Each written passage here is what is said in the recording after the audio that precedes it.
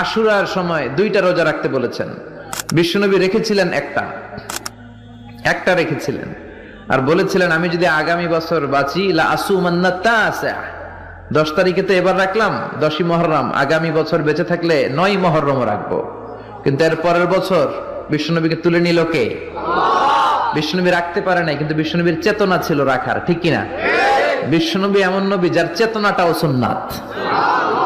আমরা সুন্নাহ বলতে বিশ্বনবীর কথাগুলোকে বুঝি না, বিশ্বনবীর কথাগুলা সুন্নাত, বিশ্বনবীর আদেশগুলা সুন্নাত, বিশ্বনবীর নিষেধগুলা সুন্নাত। হাত্তাল হারাকাত ওয়াস সাকানাত, তিনি যে নড়তেন এটাও সুন্নাত, তিনি না নড়ে চুপ হয়ে যে বসে থাকতেন এটাও সুন্নাত।